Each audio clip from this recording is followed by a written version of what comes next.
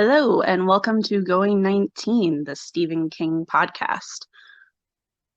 Today we are going to be talking about Wizard and Glass, the Dark Tower, Book 4.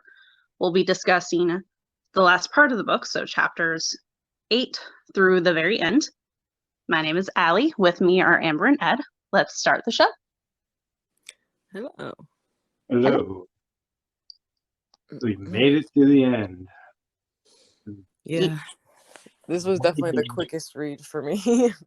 Yeah, me too. Yeah, I finished on like Wednesday, I think. So yeah, I kind of couldn't stop, and then I wanted to pick up the next one. I'm like, all right, slow it down. So, started reading Fairy Tale a little bit instead, which is cool story, but it's not the Dark Tower for sure. I mean, it's not like there's a lack of other books to read in the meantime. Yeah, we were Amber seeing Bob and Deb the other day. And, yeah, Bob acts like he doesn't know about the podcast every time I tell him about it. Yeah, he's related to Granddad, isn't he? Yeah, true. They learned it from him. So, I was telling them about it, and they were like, "Does Stephen King have enough books to do like podcasts for that long?" Like, yeah, I'm pretty sure that's not a problem. Is there any author, ever, let alone today, who's written as many as he has? I don't know. Full-length like novels, I would have to say no, right? Most people get like a handful in and they call it a career. I would imagine, although maybe it's just those are no matter what, if the fact that we're hearing about all of his means that he's definitely better, because even if they had as many, we didn't hear about all of theirs. If they're not any good, nobody's going to buy them, then you don't keep writing them, right? Because nobody wants them. Anyway, point is he has plenty of material. yeah. Yes. I was watching think Dean Koontz is probably up there. But... Oh, that's a good point. Patterson. Oh, Patterson for sure. That's but true. Like a Patterson book is like a tenth of a Stephen King book. That's true. Well, that's kind of what I meant. Is it's like, yeah, there are people who probably could match in quantity, but they're not matching in quantity and quality. Yeah. Patterson's a fun read. Like it's a fun afternoon. Like the quick moving suspense. I'm not saying he's bad. I'm just saying Stephen King is a god. Well, hey. Not that we're biased at all. All hail the Crimson King, right? Is he the Crimson King? As I said it, I was wondering. Maybe he is. I was going to make a joke, but I can't. I don't want to give too much away about the king, so we got to wait. Right. So, let me pull it up. Roland's love is over. I gotta say, I knew what was gonna happen, but I didn't realize how fast it all happened. So I was like, okay, they're fighting and they're doing this, and I was like, wait, I think you said this. He doesn't even get to go try to save her. Like it's just all happening and it's too late. And I'm like, oh god, like it's like a gut punch, even though I knew it was coming. It did seem to happen really fast. I was like, oh, here we go. Oh, there's like, oh, I'm remembering like, oh, okay, now we're at this part. And then like the next page, like, oh shit, that's over. Now we're on the next part. Like, especially like, I remember there being more build up to the Charyu tree. That's what I was talking about. Like all of a sudden we were there and I'm like, in my head, I'm thinking, I don't understand. How did we all get here? Like the townspeople and me. Yeah. How did Rhea suddenly become in charge of everyone? That was like, why are they listening to her? Yeah, that bugged me. I was like, why? She's been like kind of the town pariah for years, and now she's in charge of everyone. Well, Susan or someone I think did mention that it seemed like she was controlling people still, like whatever the ball had taken from her in like her, I don't know, energy. It didn't take all of her power, so maybe she's still able to like use some of her witchiness somehow. Yeah, well, and she did drink Cordelia's blood. Oh yeah. Like, okay, so maybe that's like refreshed her power source, for lack of a better term. It definitely did. And since this is the Dark Tower, well, never mind, I can't say that. It was very vampire-like, which was weird. It was kind of out of wait, like what is she exactly? Like, do most witches in a I don't even know how you define her. Is she like she's just a? Does she have any actual like witchy powers, or is she just like know how to say the right things to the right people? Yeah. I mean, I guess, well, they called her like the Witch of the Highlands, didn't they? They did, but like I don't think I saw her do anything witchy. We She just did at the start of the book. a little bit with Susan, I guess. She can hypnotize people, but I kind of agree that I don't. Maybe it is. I don't know. I mean, Roland can do that, so anybody can hypnotize Yeah, but I don't get the sense that she like. I do think she has some power. Yeah, you. I like she, created fire. She was doing something at the top of the hill when Susan like came up on her, Oh yeah, I forgot about that. and she like unlocked the box without physically breaking it. Oh yeah, she has her magic box. I forgot about that. Yeah, and the little secret space. What was in the box? The glass. Glass. Oh, well, that wasn't her magic box. That was No, it was her. It was under her floorboard or whatever. I thought, or under the bed. I don't well, he remember. gave her the ball in the box and she put it in, I don't know, whatever. So I guess she has some powers, but I still think it's weird that everyone suddenly like she's in charge all of a sudden. I also find it very strange that I'm like, wait, so she hypnotizes Cordelia, gets the whole town riled up against Susan, then goes and gets Roland to shoot his own mom, all because the guy killed her snake. Like, that's what you're upset about? Like, what about your cat? Well, she tried to kill the cat. That's my point. I'm like, this is just so strange. Like, maybe They it's kind just of had because yeah. I should say maybe it's just because she's like lost it at this point and she's gonna, clearly holding on with every fiber. But I'm just like, okay, because she says that. She's like, that's what you get. How do you feel about killing my snake now? And I'm like, what? That's your motivation? Yeah, like not taking the ball away from her, not, just kind of destroying a town. Yeah. Which, even though that wasn't Roland, that was more like the big coffin hunters and her. Yeah, she really holds a grudge, huh? Had him shoot his own mom and everything. It's like killing Yeah, Susan like enough. I mean, can we killing a just call it pet a is very draw at that different than point? killing a human. Right. Now Wait, 2 humans are dead. what did you say, Alex? Oh, I was just saying, like killing someone's pet is very different than having them kill their mom. Like one of these things does not equal the amount of pain that the other brings. And having their girlfriend burned to death.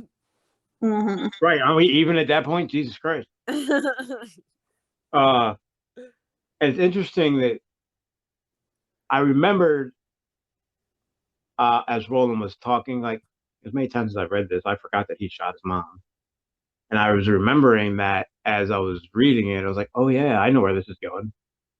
Because he's like, if if you guys want anything to do with me after I tell you this and all that, like, oh, shut up. Like, yeah, like that's the part that he was most upset about, I think. Well, go figure. I can see that, but I was expecting Martin or Walter or something to have something to do with that, not Rhea. So I was kind of surprised, like, oh, we're still dealing with her. Like I thought she was gone and out of the story. Yeah. Well, doesn't he say like he actually saw her one more time too? Yes, and he like made a face that made it sound like he basically killed her. Yeah. I kind of want to read that part. I definitely want to. I want to see Roland take on Rhea, and I want to see the guy Dan. I forgot. Basically, he just ends his story, but it's not over. Like he's in the glass, and he's like, and then we went home, and I eventually got out of the glass. Well, wait. No, what happened? What happened? How'd you get out? Because you were pretty goddamn stuck last time I saw you. So it was almost like he just got, it's like, well, it's 600 pages. I don't feel like doing this anymore. So we'll just, and we're back on the highway, sleeping in the thinny, which. I mean, yeah, I did go back and reread that part early, like this morning, Because I was like, well, maybe I misunderstood and they weren't actually in the thingy and they just were near it or something. But no, like they step into it, and I was like, why? Yeah, why I did don't that take all their get why skin off? you guys were saying why. Yes. I don't get how that could be a mistake though, when like it was, pages before that the thingy is, eating people's flesh off of their bones. So like it's got to be intentional. I just don't know why it's not mentioned. Well, it's all at one point, like after when they're back on the highway, I think on the other side of the castle, he talks about the thinny lapping at the sides of the highway like it was water almost. And so maybe, and I'm like, so is that what it was? It was like all around them, but not where they were on the highway, but it was like surrounding the highway. Well, no, That because at the very beginning, it was like she could, because it was in Susanna's point of view at this point, and she said, I could feel when I stepped into the thingy, it was like a bubble in the middle of my head. And then the guys all doubled up like they were going to throw up. yeah, it just don't make sense to me. So, yeah, I maybe he didn't know where he was going to go with that when he started writing it. Yeah, I mean, and like Amber said, they're pages apart, so he wrote them like back to back, unless he wrote them at like 20 years apart somehow. But I don't think so. Like he wrote the thinny that killed everyone, and then he had them sleeping in the thinny a couple pages later. So like he knew what he was doing. It's not like oh crap, yeah, I forgot. Did I wrote that before? Yeah. The only thing I can think, it doesn't make any sense though, is like it's another part of like the world moving on. Like maybe the thinny's less toxic because it's spreading everywhere. I don't know. Like Maybe. I can only was kind of assume. wondering that. Like, the bigger it is, the more, like, the less dangerous it is. which doesn't sound like any Stephen King thing I've ever heard, but sure. No. Sure, we can go with that. So, like, if it has to spread itself over a larger area, it would dissipate more and not be as, like, how. You need to read The Raft, because every time we talk about thinny, I picture The Raft. I know. Do you do that too? Oh yeah, definitely. Yeah. To me, that's the thinny. Like that's and since you have to retrofit everything to the Dark Tower, we're just going to head and say that's a thinny. Watch Creepshow 2 on Netflix. I think it's the second story. It's called The Raft. So and that's what I guess there's different kinds of thinnies is the only thing that makes sense to that, or. Plus, I would say the fact that they're in the middle of it, around it, whatever, and like it's very loud, but it doesn't seem to be like hypnotizing them. Like it is. I was thinking of it too, like the old, like Cuthbert and Elaine almost walked into. Yeah. No, but they're still. Yeah, I don't. What noise is it making that it's loud? Well, my point was just that it definitely seems weaker in some ways. No, but they're still putting bullets in their ears, right? Didn't they do that? Yeah, it's loud, but it's not like. Well, I'm saying, what is loud about it? What's making all the noise? I mean, what noise is it making? The Hawaiian saw player noise. The fabric of the universe unraveling. Right. True. Well, I feel like that would actually happen very quietly because there's no sound in space. Yeah, but they're not in space. Aren't they? I don't know. Are they? Yeah. What do I say to that? Maybe. Okay. Yeah, I think we spent enough time arguing about Finneys and Martins and Walters. So. There was another freaking what's his name? Oh my god, I wrote it down so I wouldn't forget. Oh, Martin. So toward the end, Martin is like, well, actually I'm Flag now. And I'm like, wait a second. I saw that. Flag and the Man in Black are the same. And now Martin and Flag are the same. So that means Martin and Walter and Flag are all the same. And I'm like, why is this happening? Yeah. So, Allie, you probably, I think I texted you this, like that scene where he's like on flag now, all that is the stand.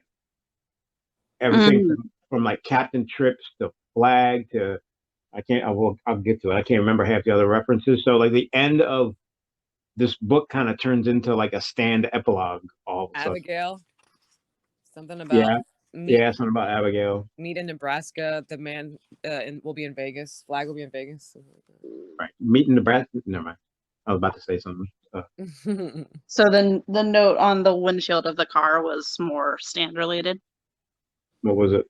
The renounce the tower or the No, the oh yeah, the Abigail one that you were talking about. Yeah. That's exactly stand related. Yeah, it's not related. It's straight out of the stand. Yeah. I would have liked to have seen the kid because I'm a big fan. Maybe we could have seen his car on the highway when they were walking. Did we see any wolves? You know, I mean, it's Flag, right? We got Flag, so there's wolves not far away. Anyway, I guess we actually do have to read the stand after this now. After the tower, not after. Yeah. Kind of figured we wouldn't be stopping the tower until we get to the end. No comment. It may take a while.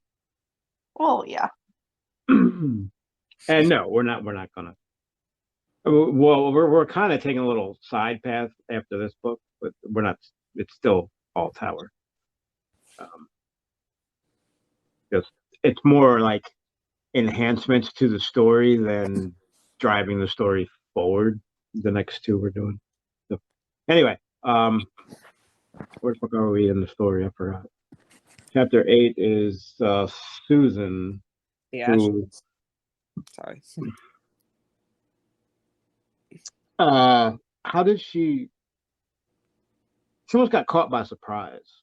Like, how did you not like see this coming? How did Roland not see this coming? I'm kind of like, this all seemed very obvious that they were going to know if they broke out, they're going to know who helped them, whether it's by magic or by, deduction. I mean, the only person who knew about for sure, I mean, who probably even suspected of Susan and Roland being together was Rhea, Cordelia, and Jonas, I think. So Susan would have been fine if Rhea didn't start riling up the mob. Yeah, pretty much, because I don't feel like. And I think the reason that she got caught in the bad grass was definitely because of Rhea, because I don't think, they weren't thinking to look for her at that. Like, even if they knew that she was the thing that helped them, they didn't know that she was still helping, or they were just trying to get away. It wasn't until they saw her in the glass ball that Jonas put it all together. Yeah, which if she had just been inside the damn hut, right? Well, who knows? It may have shown them inside the hut too. Well, but it would be harder to distinguish from the inside of a hut, I would think. Oh, that's true. With the red door, yeah. I'm sure the ball hut with the red door. Why is there just one? I think the ball could have handled that. It's still. What did he say? It only shows the bad, not the good, or something. Yeah. And well, that's at the end of the story. The pipes were the wizard's rainbow. I didn't realize that before, or I didn't remember it at least. Oh, the organ pipes were all the colors of the glass balls. Yeah. And the gates. Yeah. Maybe it was the gate. Yeah. Maybe it was both. I don't remember. It was both. And I gotta say, as long as we waited for David Quick to come back, or not David, was it David? Andrew. David was his great grandfather, whatever. Andrew, yeah, TikTok. Yeah, he just kind of died right away. It was kind of useless. I don't think he was really alive. I think Flag was just kind of pulling him along. Just kind of zombie stringing him along. Oh, Weekend at Bernie style. Well, but also, to what point? Because he didn't really do anything. He got killed super quick. I mean, Just maybe. shot. Yeah. Nope. I was gonna say maybe Flag can't hurt people, but he's definitely killed people before. He's definitely hurt people. Yeah. Yeah, I got a book you should read. Yeah, it was like I was like, oh, it's like when you were like, you don't remember, and then I remember, and I was like, oh yeah, he's like the Wizard of Oz guy, Yeah. but I didn't remember what he did. I just knew that they lived, obviously, but he Maybe didn't actually do anything. Maybe he just likes to mess with them. Like it's such a Randall Flag thing to do, to like have the TikTok man as the Wizard of Oz. It's kind of a Walter Tittery thing to do. Well, whatever. They're all Aren't they the same person? Yeah. Well, hey, I'm not even going to try to answer that question. It's a Man in Black thing to do. Okay, yes, that I like better. Just for the like sake of the shock value, I think he would get a kick out of it. So he would like keep this guy like not dead but not alive, and I can't imagine if he is able to form thoughts and what you're thinking when someone's manipulating you. Like, just let me die. Oh my god. So he would put him through that just for the laugh that he would get when Roland saw him again, or maybe Jake saw him again. It would probably affect Jake more than Roland. Yeah. Oh, I think Jake was the only one it did affect, because he was the only one that really recognized him. Yeah, he was the one that like started screaming or something. Oh, where is it? I think so. I have to. I think the guy that plays Jake in the movie is the same one that plays the kid in the Under the Dome show. I can't think of his name, but I keep picturing him when we talk about Jake now, and I don't like that because I can't picture him screaming. So Jake does a lot of screaming in here. It's kind of hard to.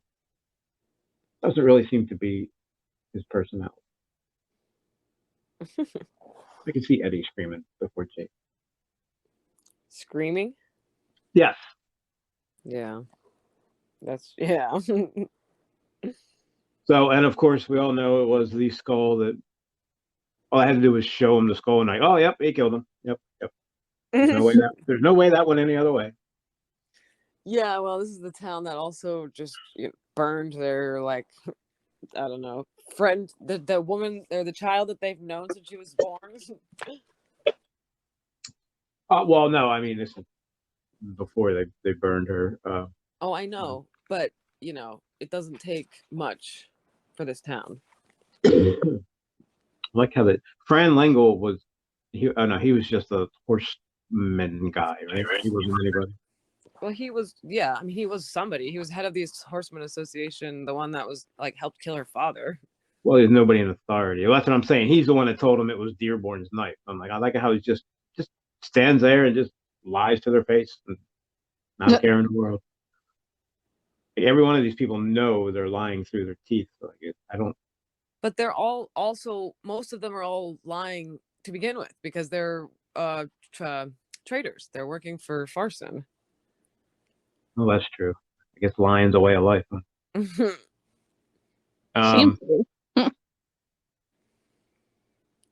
Yeah. Whenever I think of them, Roland talking about how they were too nice, I just think of that Smile movie. They're all smiling at him.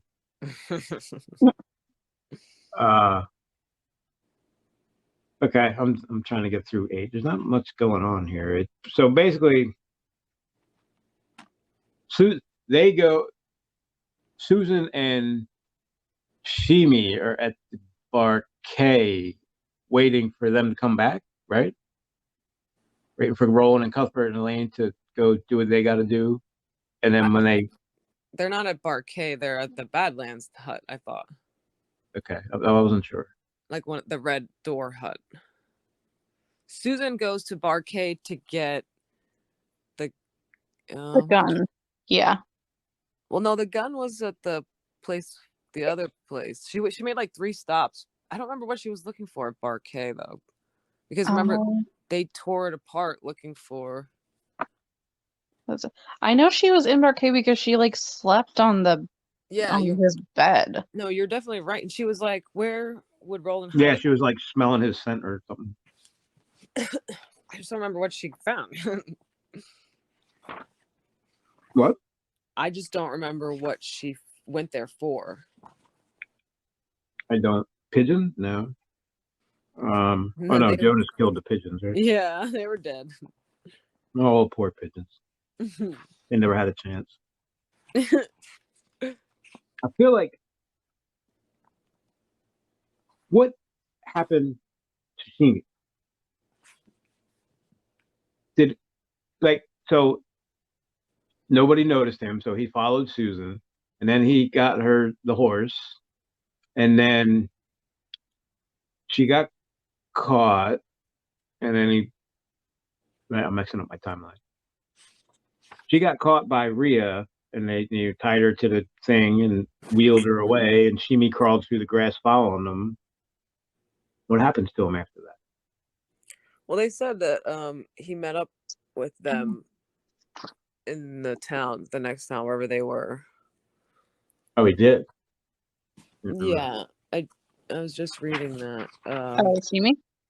Yeah. Yeah, I'm having the same problem because like I finished this on like Tuesday, Wednesday. So Susan went to Barkay to get the explosives. Oh yeah, right. The barrels, right? Yeah. To get them out or to distract, to cause whatever. Yeah, so Shimi could distract, like cover up the gun noises. The gunshot. That was pretty smart, actually. I didn't realize. Yeah. That moment though, I was like, wow, okay, she just shot him. Like she's never even come close to killing anyone before.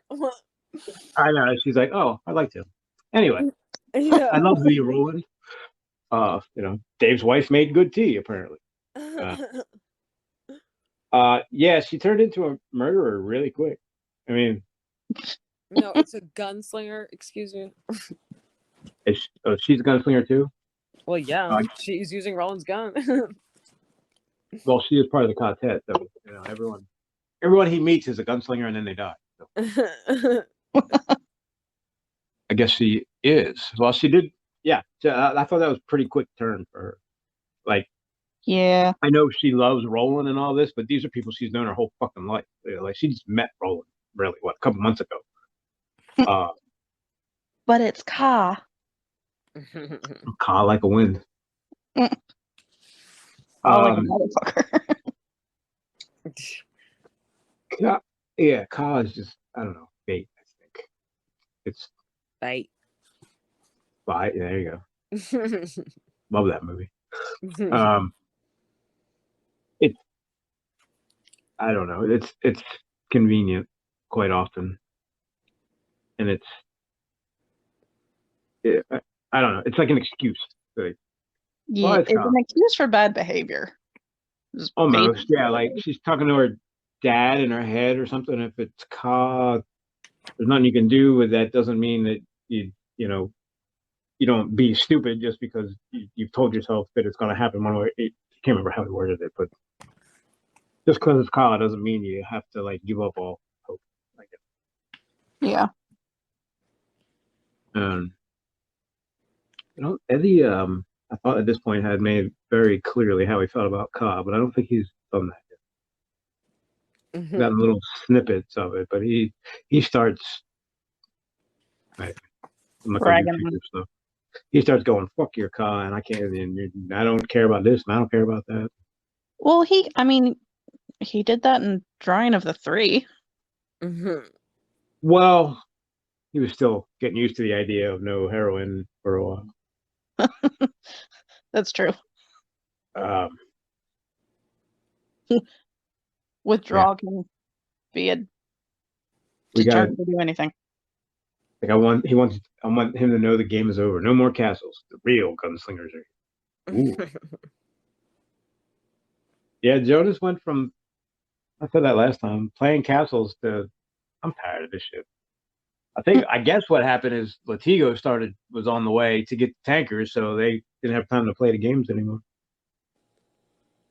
Or maybe because of the Reap bonfire, it was a very good opportunity to end the problem.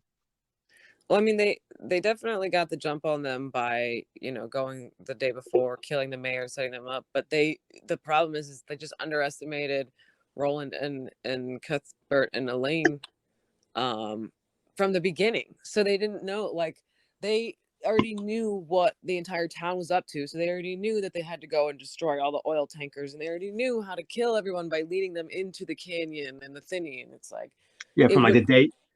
Yeah. I was just gonna say it wouldn't have mattered. Like, they were behind the whole time. Yeah, they got the drop on them on day one, and they still underestimated.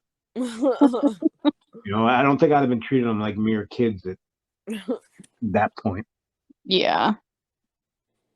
And I was kind of disappointed that they did surprise them. I kept expecting Roland to figure it out. He didn't.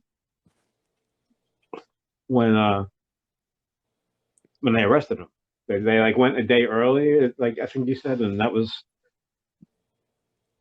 I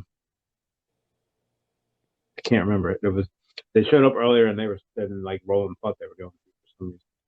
I kept do waiting for him feel to like figure it out. it was very, I don't know. I mean, he's not going to get it every time, but it's like, if everything that they're saying, like I think they were actually saying, is pointing to the Reap Day, then like you should know that that's probably a distraction. Yeah. Like, I'm not saying he would have been able to predict when, but he should have been more on guard up to that. Oh, that's what it was. Yeah, they came out to tell him not to show up for Reap Day or some shit. That's what it was. Yeah. And they were like, okay, great, because we didn't want to do that anyway or something. And I'm like, oh, no, you idiot. Why don't you know what they're up to? Well, no, that's what it was. Because of that, they were like, oh, they don't want us there. Like, that must be when they're moving stuff. Right, but that was a decoy. Right. I feel like it was very obvious that they wanted them to know. I mean, I just feel like he should have seen through that. I don't know. I guess he was 14. That's what we always say about, like, he's 2 years older than Jake. Or 3 years older than Charlie. To be fair, like, they're the town, like, the big coffin hunters are way smarter than the town's, like, the sheriff. So, like, I get why maybe Roland would have thought that they weren't that smart to try to actually have a decoy. That's fair. He underestimated them. Yeah, it's probably true. Well, but he also should have known that the big coffin hunters were essentially running the town by that point. Yeah. I think he did. But like you said, he was 14, newly in love, maybe not thinking completely straight. So. Yeah, he did take a trip in the pink mist too. It might take a little while to get your head straight after that. I think I've lost all, like, idea of what a 12 to 14-year-old child is like.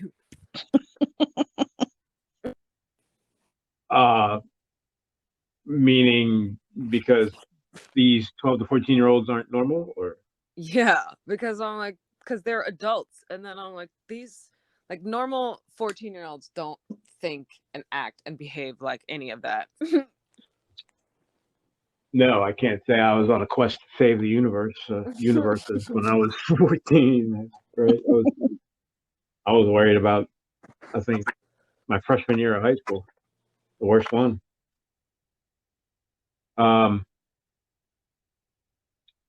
Yeah, his kids are very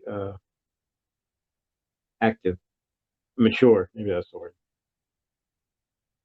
Mature is definitely a good word. I can't imagine being Jake and just like, I mean, maybe his parents weren't the greatest, but still. I mean, that kid's died once. He's been kidnapped by mutant glowing green things and dropped into an abyss, almost eaten by a house. Like, that was his first day. I kind of forgot about the house. Yeah, that was just to get where he was going. And Yeah. then Mr. I'll never drop you again fucking gives him the gasher the next first chance he gets. So yeah, Jake's been through more than anybody. It's not even close. I think Susanna really haven't. I guess the bear they've been through, but that's about it, really, right? Well, Eddie had a gunfight, but that was before. That was just because his life was a mess. That wasn't tower related, really. Yeah. Well, and that almost kind of seems to pale in comparison because he was also still kind of high. Yeah, And true. a gunshot probably feels like it goes more quickly than a house trying to eat you. Yeah, it's like a monster house every time now. Oh, Amber's gone. I thought she was quiet. Oh, uh-oh.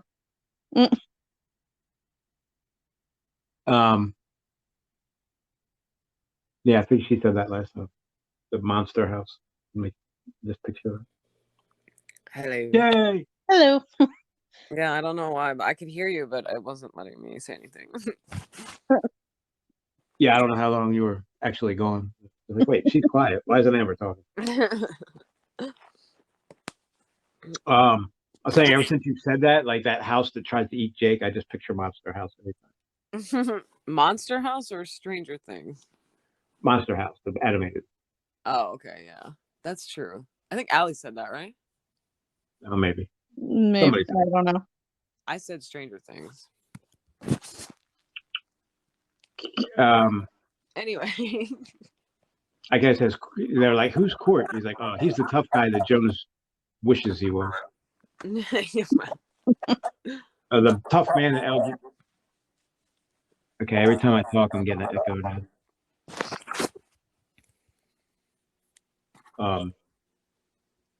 We're gonna have to start over, I think, because I can't keep doing that. Okay. All right, now I don't hear it. Yeah, I don't hear it now. Did you hear it a minute ago? Yeah. Okay. I think I'm gonna move on from Anchor next week. I don't know if the grass is greener, but I think I gotta try at this point. Yeah, Susan. Wait, is it Susan? Somebody asked who's Court. Oh, yeah, it's Susan. Like the tough man, Elder Jonas only thinks he. A man like you never actually. What is he? Never leaves the West. Jimmy cracks me. Key Youthbert. That's a pip, a real pip. He's laughing at his actual name. Yeah, but that's more proof, I guess, of how Stephen King wanted to pronounce. And I'm like, whatever. I disagree. Oh, that's a good point. He does say Youthbert. Youthbert, yeah. When he, because if you have the audio book, he reads "Went Through the Keyhole." And that's how I know about Cuthbert and Roland Deschain. No. Yeah, but that's what I'm saying. That is just confirmation because Shimi is going Key Youthbert. Like, why else would you say it like that? Yeah, he would say Key Youthbert. Yeah.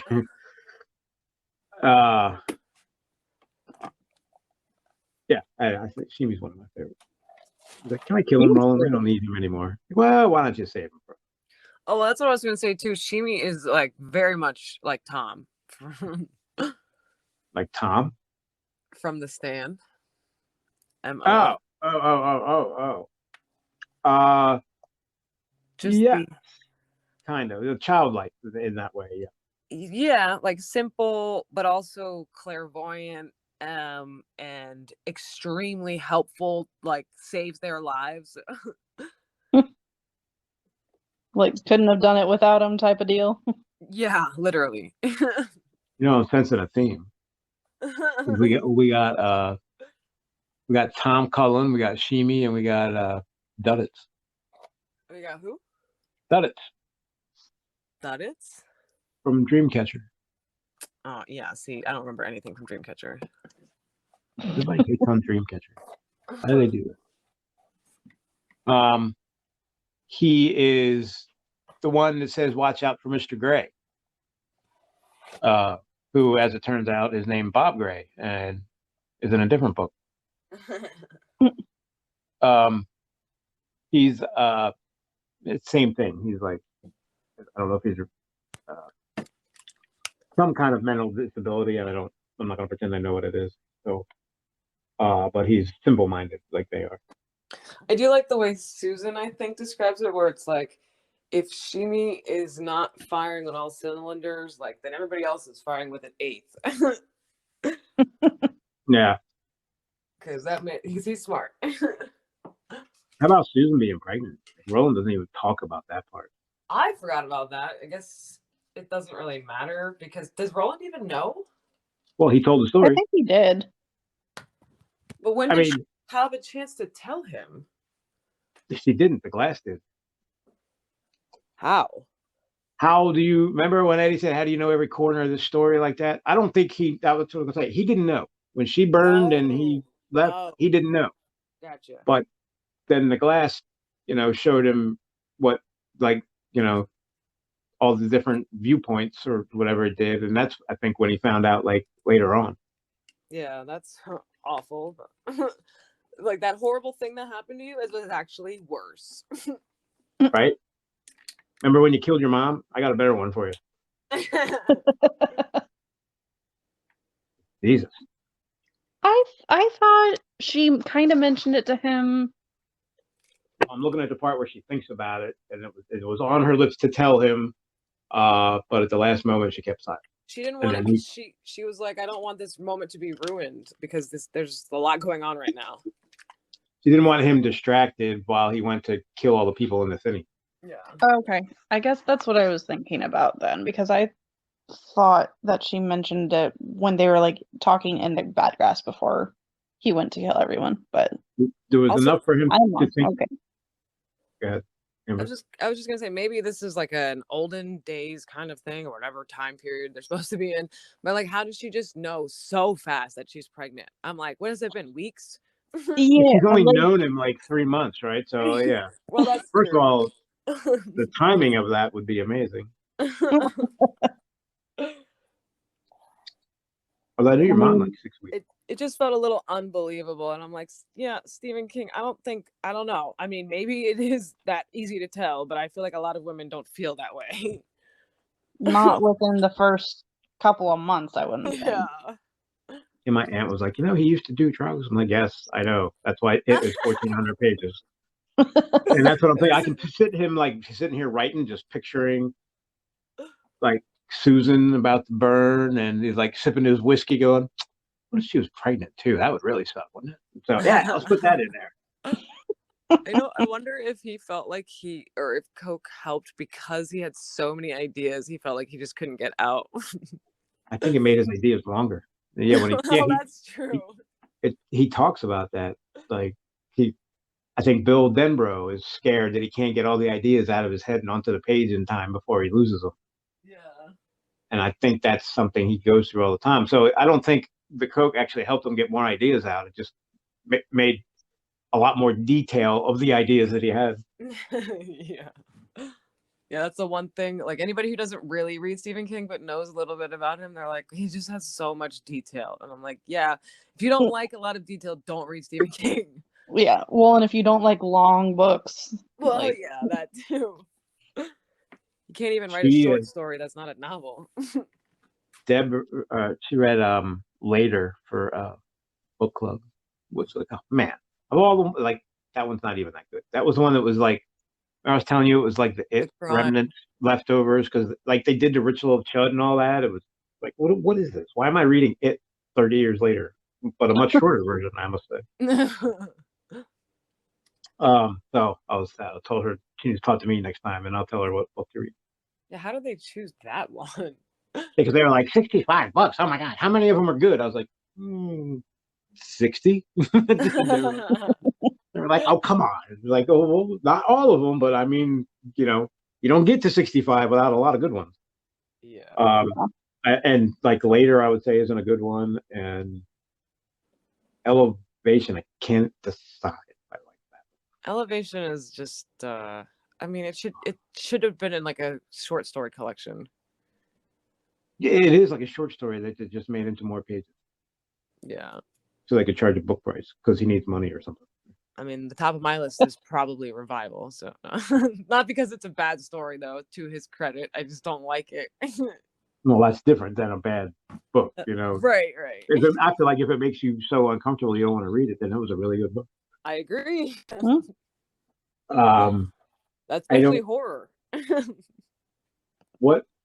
Well, now I can't think of them, but I had a couple. I'm not a big fan of Mr. Mercedes books because they're like crime detective novels, and then they get a little Stephen King-y at the end, but it just feels hokey at that point.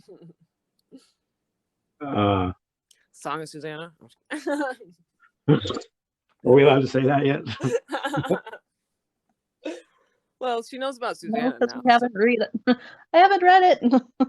Well, we have to read it. Oh yeah. And all the setup for book 7 is in that. So like I can go to book 7 and go, oh, blah blah blah. Oh, okay, so we're here, but you can't. You have to read. You have to read how they got where they are at the opening of the last book. Because I can't actually say because there's characters that are just dropped in the middle of places that you don't know how they got there if you haven't read it before. This is a really big circle around, but when you were talking about that just reminded me how they just ended up outside of the glass or the tower. Oh my god, I can't talk. Outside of the castle at the end of Wizard and Glass is like, isn't that the point of the ball, that it can move people places? Like, I don't think that's that unexpected. Well, let's think about this. They left Midworld on Blaine and went to Topeka, Kansas, but not our Topeka, Kansas. Well, and not Roland's either, apparently, because there was no beam. So, well, Roland's from Midworld. He doesn't have a Topeka, Kansas. Well, I guess, but then okay. So again, I forgot. So Blaine just goes from Roland's world into Topeka. Apparently, right? Yeah. That's what happened. And it's a Topeka, Kansas, where the plague from the Stand happened. So that implies that the Stand also was not in our world, which is, I guess, a little comforting. At least not yet. Well, that's true. If it happened in one, it could happen in another one, right? So where are they right now? When Roland gets done telling the story, they're on highway whatever, but Well, they're back by the beam, though. So wouldn't that be Roland's world? That's my assumption. I don't know. Do they see the beam in other worlds? They didn't. Don't think we know. Yeah, I'm not sure. We haven't really been back to our world, their world, whoever's world is it. New York.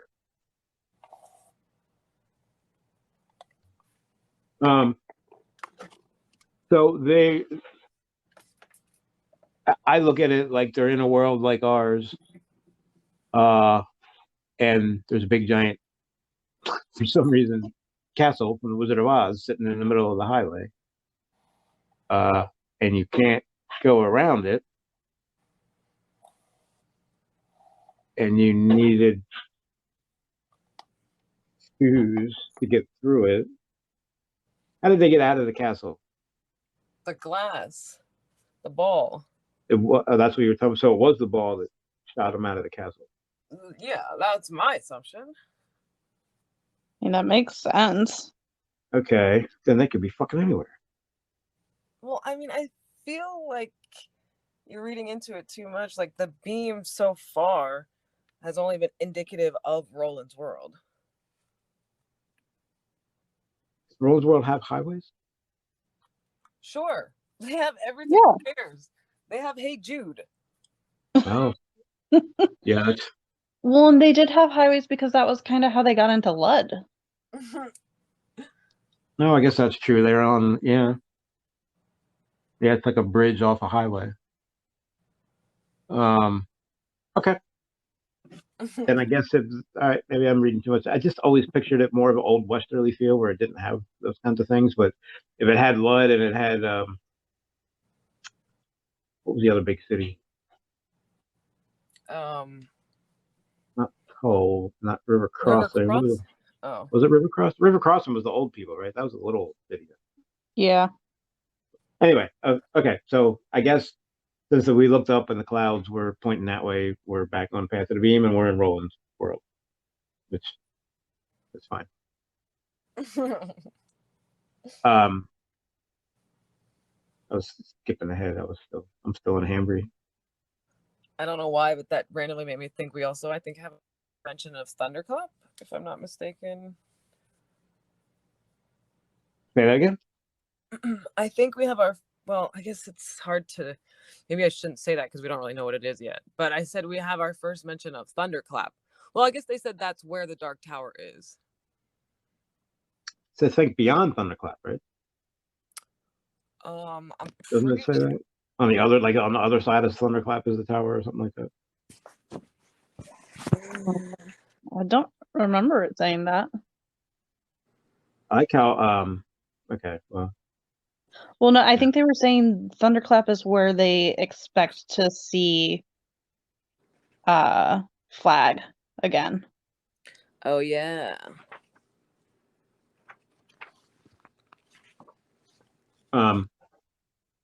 Wait, what'd you say? Oh, at the very end, Flag leaves them that little note and Right.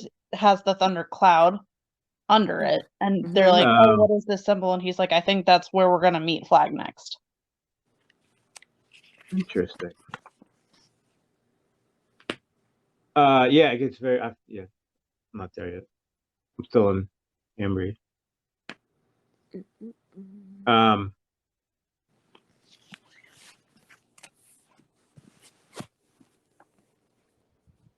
like, well, another foreshadowing.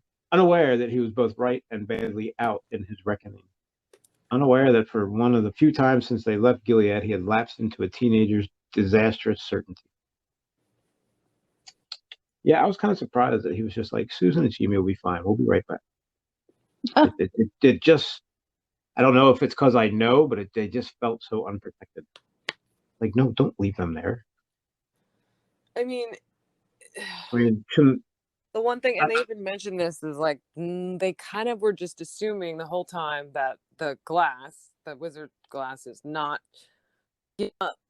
And if it is, then it's too late, because that's even mentioned later on. It's like, and what if Elaine, the wizard's glass, shows them our plan ahead of time, and they're like, oh, even Roland didn't think of that. I'm like, well, let's hope it doesn't. Yeah, I think Kyle was the answer there. Kyle like a win. It does. So the assumption that, yeah, I agree. I think that they should have been, I mean, the thing is, like, the glass could have technically shown them anywhere. So I'm like, I don't know what the answer is.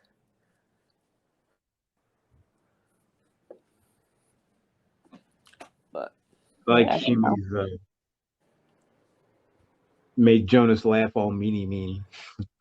Yeah, I thought that was straight. I had to reread that. I was like, what?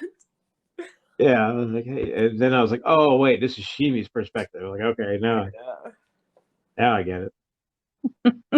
There were definitely a few sections where it's kind of cool, actually. I like it, but it kept switching narrative, like in the same paragraph. Like, you go from head to head to head. And I'm like, this is strange. Yeah, I knew what he was. I actually did like it, but it was I almost had to read it twice. So like, okay, so now we're here and now we're here, but it was like showing you the same thing, what was going on at the same time from many angles. So I like the way he did that. Yeah, I agree. Yeah, you should have started each paragraph with the person's name or something. I mean, that would be helpful, but like in a play.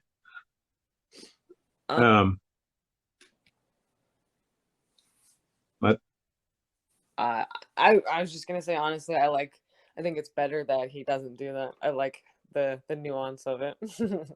Well, it's kind of nice, like, it makes you pay more attention. Mm-hmm. And you have to, it makes you put yourself into the characters' heads because you have to be like, okay, who would think this? Like, Yeah. I like how Jonas is taking the ball back. She calls him a Chari man. I don't even know what that means. Keep away from me, you Chari man. And then for every step forward Jonas's horse took, Rhea shrank back a little in the cart. wait, who says that? Rhea. Calls him a Charlie man? Chari. Charry. Oh. Chari. I mean, I'm assuming it's something to do with death, right? Yeah, I'm not sure what that insult is, but I'm pretty sure it's not. She's not complimenting him. I guess she's calling him a death bringer or something. I mean, that seems accurate. Charyu Tree sounds a lot like Charlie. Oh my god. I loved that part where he said, I mean, not a huge I was gonna say I'm not the biggest Shakespeare fan, but I love that reference though, where he says, oh god, I wrote it down. Like a Charlie is a Charlie by any other name. A rose is a rose is a rose is a rose. Yeah. I thought that was cool.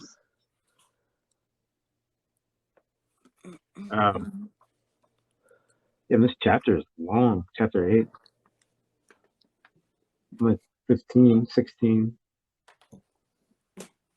Yeah, they just forget all about shit. So, yeah, I had that see me Stanley moment, too. So, one of the ones that Stanley is the one that burned Susan? Or is it Shep? I had another one of those moments. When they're all putting their little bonfires down. It's Stanley. So, but it's Sheb in Well, actually, I think they're both there now that I think about it, because Sheb stops playing the piano, and I don't remember. He goes to the bar. Well, he's in the bar. I didn't think he was there at the end, though. Yeah, that's true. When they were actually burning her. Because isn't it well, it's mostly Rhea and Cordelia, but well, they get it started, but didn't they all have like stuffy guys and torches? They were yeah. But I thought Cordelia was really the one that like set her off on fire. I think she did. Yeah, how about her? Like, is she just under Rhea's spell, or is she just like, why did she hate her niece so much all of a sudden? My God. I don't know if it was that all of a sudden, but she definitely seems to blame her for everything that went wrong in her life. And I'm like, well, that's a little unfair. Yeah, I don't think it's all of a sudden at all. But I agree with Allie. I think she's just a nasty person who only cares about herself. Yeah, for sure. And her coins. She's mad because Susan cost her money, I think. It's really what it comes down to.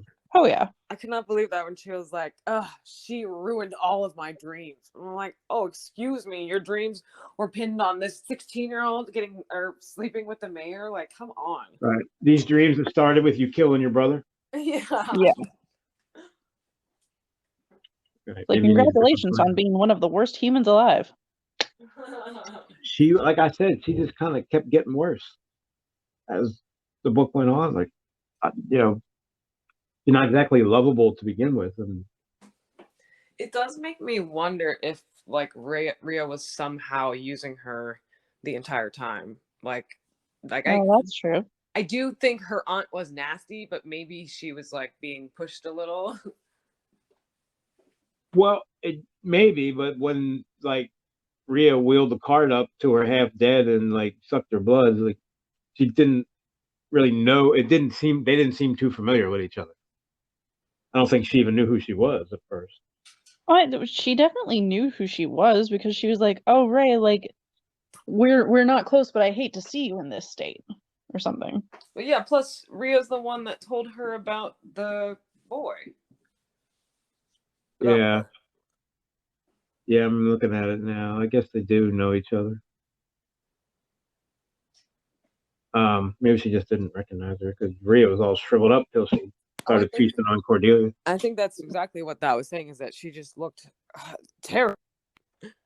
Yeah.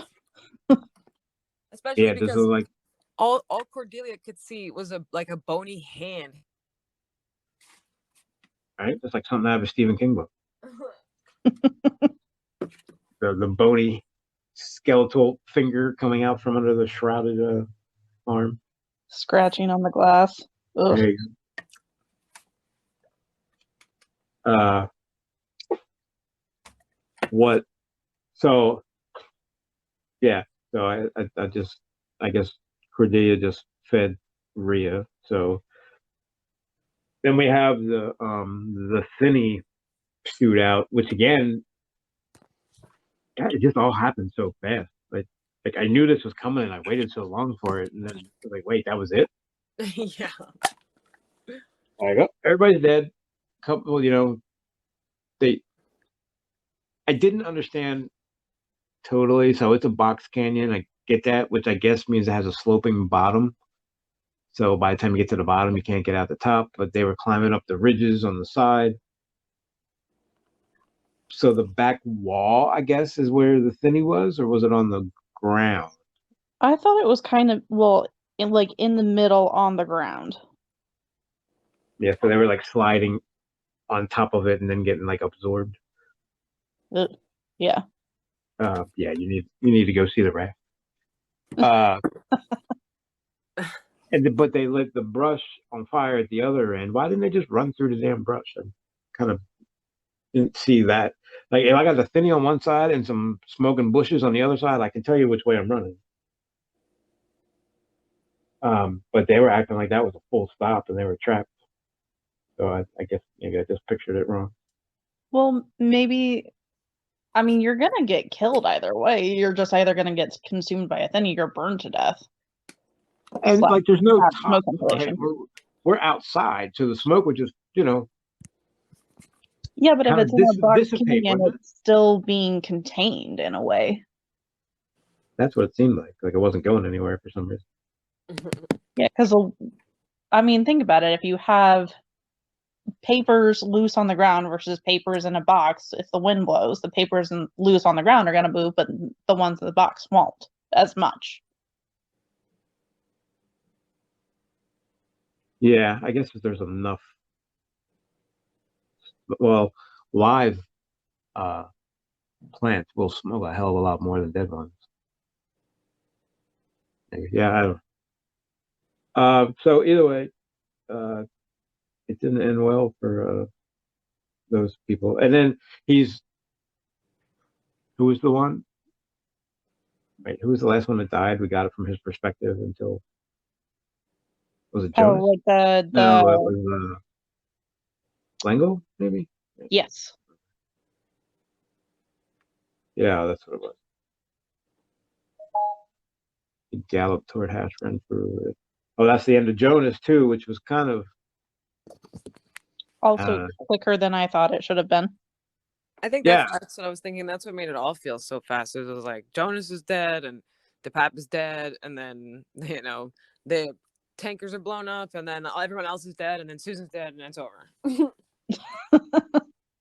Jonas does the same thing Rhea did. He takes the ball, like, come on, any closer and I'll smash it. I mean, yeah, I'm not buying that. I'm gonna shoot it out of your hand. Also, but the ball does maybe seem to think that it's fragile because it doesn't want to be shot. I don't know if that's what that was supposed to be. Like where it said it went dark, but maybe that was just a coincidence. I think the ball knows what it's doing. It goes dark when it needs to. It's Arthur Eld himself come to take me. So how does Jonas know what Arthur Eld looks like? Pictures, I guess.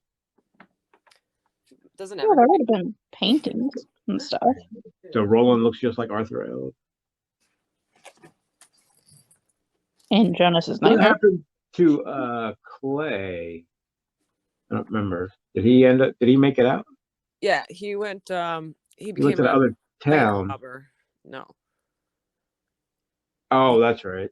Him and Coral got together with a bunch of other people, became a bank robber, and then they got I think Coral got shot in the shootout, and he got hung after trial. Laurel, yeah, I wouldn't mind seeing a story about her too, like old West Kung Fu. He was like, you're crazier than I expected her to be. She was just a small town bar owner. Just couldn't wait to get freaky. I feel like you have to be crazy in that, especially if it's supposed to be like Old West type. Yeah. I guess it can get real boring real quick. So the romp is the whatever that animal was. I don't remember what it was. Like a deer. That guy says, moody deer. Sheb, who would be happy to go on drawing breath for another 1,000 years if the gods allow, quit his piano bench at once. Like, you know what? I think he actually did, didn't he? If the gods allow. You mean Stephen King? Right? There's only one god we got to worry about here. But he gets shot by Roland 1,000 years later in what's its space, right? That's yeah. all? Yeah. Yeah, what a weird. I think isn't he the one that uses Allie as a shield too? I think so. Yeah. In Hambry. No, in Tall. No, in Tall. He like pulls her in front of him. I mean, he's definitely that was the one that Allie, runs into the room after she and Roland. Mm-hmm. Yeah, Allie's the one Roland slept with, right? Yeah. Yeah. And Allie then she's or like, Alice, I don't know. Then she's like walking down the street like a zombie, and he shoots her. Like, yeah, I think Sheb did do that. Nice guy. Yeah, he kept him around 1,000 years to do that. Then Rhea. So yeah, that's the. I mean, there's not much more to say about the gunfight at the corral. But Roland's like he's halfway up the wall, and like it's like a light bulb goes off, and I can't remember how it happens, but he all of a sudden realizes that, oh my God, they might blame Susan for this. We have to go, and then the thing, the rainbow, the pink ball showed him something, and that he remembered it suddenly clicked. I think is what it was. Yeah, I remember he thought about I think it was Rhea or somebody saying. I actually remember that part because I thought it was cool. He was hearing two things at once. It was like, I don't remember, like Rhea's voice along with somebody else who he had just talked to. And he was like, "Oh crap, I forgot about Susan." How nice. Yeah. And then he's like, "Hurry, there still might be time. Gods damn you." But then like I think he gives up that as soon as they get up to the top. He's like, "Never mind, we're not gonna make it. Give me the ball." Like, why? So you can like watch her die? Or why would you do that? Oh, that's what it is. So he says, it may you climb, gods damn you. It mayn't be too late even now, but he knew better. Demon moon had risen. He had seen its orange lights shining on Cuthbert's face like delirium, and he knew better. In his head, the lunatic buzz of the thinny, that rotting sore eating through the flesh of reality, joined with the lunatic laughter of the witch, and he knew better. Death for you, life for your crop. So that's what I was thinking of. Like the thinny was trying to trick him by saying it was too late, but then also he was like, "Oh crap." Remember what Rhea said? He was like, "I don't think the thinny's lying this time." Yeah. Makes me think of Trash Can Man every time I hear that. Death for you, life for you. Right. Yeah, because it says, yes, orange, the thinny buzzed inside his head, laughed inside his head. Orange as 'twas when it rose on the night you came out here to see me and count me. Orange like a fire. Orange like a bonfire. Yeah, I like how it talks to him. So it's remember that time you came to see me? Well, I was just saying it's talking about the fire. So it's like putting the idea of the fire in his head, and then he thinks about Rhea, and he's like, "Oh, fires, stuffy guys, Charu tree. Oh crap!" Yeah, that's what it is. Like, yeah, that's the first time you've like made that connection. Stupid. Like we have this thing we do every year where we burn people. Uh, Well, I couldn't understand. Like, I got the impression that that was an old tradition. I don't think they've actually burned anyone in a long time. well, when Yeah, I said people, I didn't mean necessarily live people, but they did refer to it. it's stuffy people. It has happened when the need has arisen, but it's not Well, a that's true. annual But event. yeah, But they all have the stuffy guys that they burn. So yeah, they have this that's what I was ritual where gonna. they're burning Something. things, people effigies every year. Yeah. I mean, I guess it's better than killing a bunch of people every time the bell goes off, whatever the drums. Oh yeah, multiple Pavlov's times a dog. day. Jeez. That was Winston. Would you kill what'd you kill Winston for? That was mean. The matter of factness of it, like, oh come on, he was gonna play softball with us or something. Yeah. Like we had plans for dinner tonight. What the hell? Eddie's like, Winston was trying to bash my head in. And they're like, oh, all right, well, come with us. I like how the donkey's biting Shimi. That was cracking me up. Like Cappy had a difficult 24 hours, and he hadn't much like to see the author of all his misery lying on the grass taking a nap. So we bit him in the ass. Yeah, Okay. sometimes I can't tell, like, because nothing with Stephen King really is on accident, and I'm like, what is he supposed to be for? Like, am I missing something? Yeah, but like we're getting the mule's perspective while Shimi's talking to it. Like, okay, it's interesting. Oh, I agree. I just want to make sure. I'm like, is there like a hidden meaning? Yeah, like do I need? Yeah, So should I be paying more attention to this than I currently am? is there a reason this is the mule's perspective, or is this just him drinking more whiskey? Just flavor. Wolves. I like how like Shimi didn't want to curse, and then he finally did. He's like, "Son of a bitch," and he got it out. And then he says it like every chance he gets after. It was a son of a bitch. That hurts like a son of a bitch. You're a son of a bitch. Well, He even says it. I'm gonna call you a son of a bitch as often as possible. Or after he no. curses, The narrator says that. Sorry. Go ahead. I was just saying, after he curses, he's like, he finds out what everyone finds out when they curse. It does make things better. Yeah. Yeah. It's funny. Cursing does make things better. I've been saying it for years. So I did a lot of reading without much highlighting in that part. I'm definitely a little scared for Ole now, though, after Roland sees him impaled on a tree in the pink mist. I'm like, no. Yeah. I was happy when Ole came back. When the story, I mean, like, oh yeah, Ole. And there was definitely a part of me, like, I missed them a lot, but there was a small part of me when the story was over and we were back where I just was like, oh, I miss Hambry. I miss Mages. it was fun, you know, it was classic small town, us against them. You know, we got this side over here, we got that side, we're on a battle, you know, it's like the Mist or not the first one I would have thought of, but well, you know, you have the dome, Mrs. under the the dome. Mrs. Yeah, under the dome, Mrs. Carmody. Yeah. And the religious nuts on the one side. So yeah, that was fun. I mean, so there's that weird sense of foreboding over the whole thing. I don't know if that's because like the whole time I'm like, oh, like Allie doesn't know. Like, oh my god, she's gonna burn to death alive. They're gonna burn her. You sound so excited. Yeah, well, not excited, but like, oh my, a little bit. Like, I was excited for her to like get to the end and go, oh, all right, so.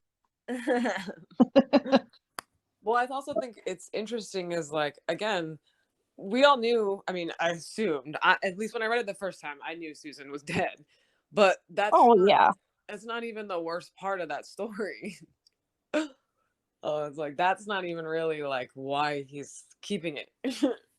I like how Roland goes in the glass ball the first time, and then they get him out, and he's like, "Yeah, well, the ball showed me a couple things, so I'm done with Susan, so I'm cool with that. We're going this way, she's going that way, and that's going to be the way that's going to be." Yeah, I Yeah. thought that too. Like he had, I don't feel that bad for him because he had already moved on. He was like, "Yeah, I'm not her Kyle anymore, so we're going to the tower. Change of plans. I'll tell you about it on the way." Yeah, that just seemed real strange how it was such a sharp, like, oh, never mind. That she's, her life will be lived as it will be lived, and I have nothing to do with her anymore. Right. So that would have been awkward if she'd have lived, huh? Because she's got his baby and all that. Yeah. Maybe Roland wouldn't have gone to Right? Like, well, I hope the stroller has wheels because we're walking. Yeah, but it was funny. Like he had already moved on, and then he was like, "Oh, she's gonna die." Shit. So it goes right back to the ball, and we never see him get out of the ball after that, right? They just like throw him on the back of the horse and walk back to the next town. Basically. Yeah, they said that like they fell into a deep sleep, but when they woke up, Roland was sitting up. So we get our first real. Yeah, it does kind of shift all of a sudden, but the tower was kind of a vague, I guess, reference in the background up to this point, but now like the ball's showing him directly, and like now it's front and center. Also, I think it's either Cuthbert or Elaine makes the comment like, we all know, or we don't even know if the tower's real or not. That's just what they tell us. And I'm like, is that how all young people feel, or is it maybe not as much of a staple in their time as we thought it was? Yeah, true. I don't know. Like maybe No, it wasn't I don't an think obsession like until Roland made it an obsession. I don't think the common man knows about its existence. I would have to guess. Yeah. Well, it's not just that, but they were saying like it's a myth. You know what I mean? It's an old wives' tale, whatever. Yeah, like a fairy tale that turned out to be true. End of the podcast. Everybody say bye. Bye. Bye. Bye.